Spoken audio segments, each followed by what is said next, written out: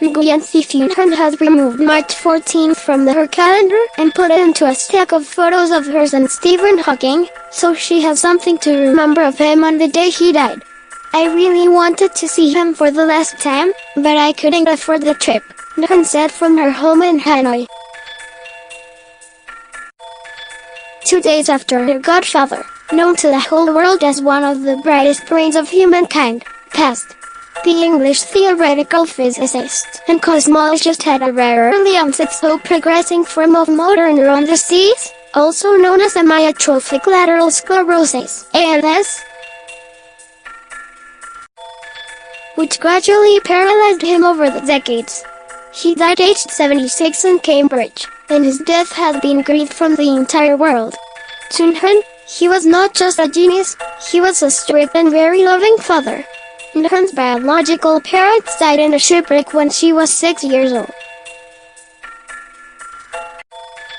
A year after that, she and her 3 siblings were placed in a Hanoi orphanage. Each child there was supposed to have a godparent, and when the orphanage sent the children's photos to potential godparents, Stephen Hawking chose her. "That's the best random thing that has ever happened to me," she said. During a trip to Japan in late 1997, Hawking and his wife Elaine Mason made a stop in Vietnam and met Nhan for the first time. He showed children at the orphanage how he could turn his wheelchair around with just the push of a button. Nhan was amazed by his talents and how hard he tried despite his condition. He talked to her with his robot voice, via an interpreter. Sometimes he raised his eyebrows. He and his wife also took Nhan for a walk around the Hon Kim Lake. He bought her an English dictionary and a camera, and personally picked the fabric for Nhan's first dye at a shop in Hanoi. Now married with 2 children, Nhan has given the dictionary to the orphanage. She still has the dye and hopes to pass it on to her daughter someday, but plans to hold on to the camera for as long as she can.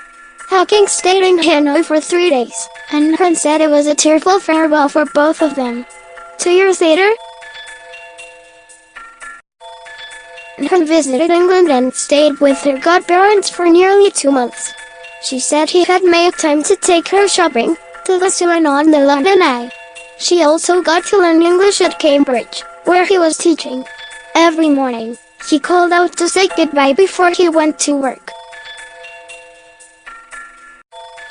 Every night, he made sure she went to bed early. Nhan said she did not understand much about the black hole theories that Hawking was studying, but she did understand his advice about staying strong. She remembers he had told her to study as hard as she could, because that's what he was doing. In a letter in September 2002, she learned that Hawking was weaker, but he was still working and traveling. Her godparents paid attention a lot to her personal life, asking her questions like where she was living, and with whom, how much she got paid for her job, and how much she had to pay for her place. From 2006, after they divorced, she lost contact.